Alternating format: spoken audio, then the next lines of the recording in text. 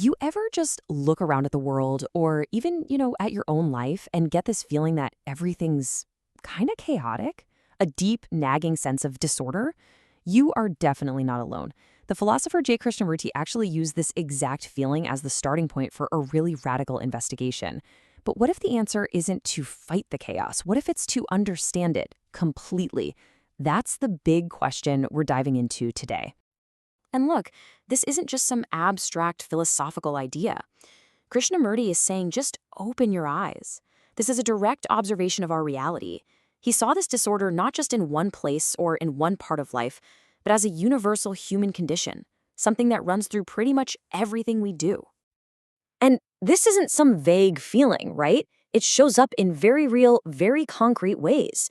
Krishnamurty points to the corruption we see in governments, the absolute chaos that can erupt in our personal relationships, the contradictions in our own families, and of course, the huge, often violent divisions between religions and nations. It's a living, breathing thing that affects all of us. Okay, so here's our game plan for unpacking all of this. First, we're going to look at the chaos itself. Then, we'll dig into why our usual ways of trying to fix it just don't work. After that, we'll hunt for the real source of the problem, explore Krishnamurty's most profound insight, and finally, we'll see what a totally different way of living might actually look like. So let's jump in. Part 1, the chaos around us. Before we can even dream of finding solutions, we first have to be willing to look, really look, at the what is, the actual disorder that's all around us. All right, so once we've acknowledged that chaos, that mess, what do we do? Well, that brings us right to our typical response. We all try to create order. But what if the very methods we're using are actually just making things worse? Let's take a look at our failed attempts. I mean, think about it. What's our go-to move when we see a problem? Our instinct is to force a solution onto it from the outside. We make rules, we build systems, we create ideologies, all to control the mess. We tell ourselves and everyone else to just get in line, basically trying to force a rigid structure onto a really fluid situation. And if you really break down what this imposed order is made of, you see it's built on things like conformity, suppressing our feelings, imitation, blind obedience, and authority. But here's the kicker. Krishnamurty says these very things are actually causes of disorder. When you conform or just obey, you're not resolving any inner conflict, you're just shoving it down, creating a new one. So, if our solutions are just adding to the problem, that means we've totally misdiagnosed the cause. And that brings us to part 3, finding the real source of disorder. We've got to dig deeper and find the root of all this conflict. This is the million-dollar question, isn't it? If forcing order from the outside only creates more division and more conflict, then what is the fundamental engine driving all this disorder? Well, the answer is something we use every single moment of every single day. The culprit, believe it or not, is thought itself. Now, he's not talking about the practical kind of thinking, like how to build a bridge. He's talking about psychological thought, that constant chatter of memory, experience, and knowledge from our past. And here's the crucial part. Because our past is, by definition, limited, thought is always incomplete. It's always just a fragment, a piece of the puzzle, never the whole picture. And you can see the fallout from this everywhere. Thought creates the me, the self, as something separate from everything else.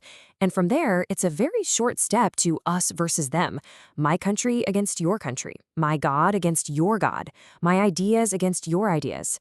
Each little fragment is fighting for its own survival, and that creates endless conflict. So how does thought do all this dividing? Its main tool is measurement, which is really just a fancy word for comparison. Am I better or worse than you? Richer or poorer? Smarter? More successful?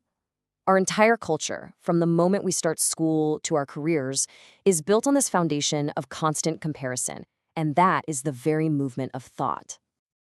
Okay, understanding that thought itself is the source of all this division brings us to the most profound and maybe the most challenging part of this whole inquiry. This is the part that might just flip your whole perspective upside down. This is the central insight. The observer is the observed. So here's the paradox, the real catch-22. If my mind, the very thing I'm using to try and solve my problems, is itself conditioned, fragmented, and already in a state of disorder, how can it possibly bring about real order? It's like trying to play a beautiful melody on an out-of-tune piano. It's just not going to work. The simple, stark answer is it can't. It is an absolute impossibility. Any order that a disordered mind creates is just going to be another form of disorder in disguise. And that impossibility leads us right to this mind-bending statement from Krishnamurty. The observer is the observed. So, what on earth does that actually mean? Okay, let's break this down. Think about when you feel angry. There's the feeling of anger itself. That's the observed. And then there's the you who is watching the anger, judging it, trying to control it. That's the observer. Krishnamurty's point is that these two are not separate things. The observer who's watching is made up of the very same past thoughts and memories that created the anger in the first place. They are one and the same thing. Now, realizing the observer is the observed can feel like hitting a brick wall. If I can't fix myself, then what am I supposed to do? Well, hang on, because this very realization opens up a totally different door, a completely different way of living, a life without comparison. Let's see what that looks like. There's this beautiful story from Dr. Allan Anderson, who talked about these ideas with Krishnamurty, and it just illustrates this perfectly. He saw a single drop of dew sitting on a lotus leaf, and his mind just raced to analyze it. How? Why? But when all those questions finally exhausted themselves, and he just looked without all that mental noise, he saw this incredible, marvelous harmony. That is observation without an observer. And that, right there, is the new factor Krishnamurty says is so essential. To perceive the world and to see ourselves without the filter of the perceiver, without the baggage of the past, without judgment, without the constant chatter of thought. To simply see what is. So what happens when we live without that constant measurement? The ripple effects are immense. A life without comparison means a life without the relentless pressure of competition. It means an end to the anxiety of always trying to become something you're not. It is fundamentally the end of conflict.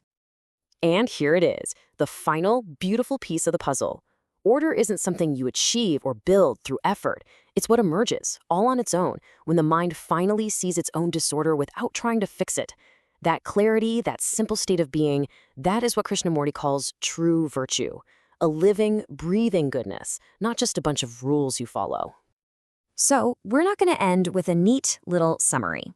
Instead, we'll leave you with Krishnamurty's challenge, his question to you. Is it possible to live a life, to act, to laugh, to cry, to experience the whole thing without even a shadow of comparison creeping in? Is it possible to simply be without constantly measuring? That's the inquiry he leaves with us.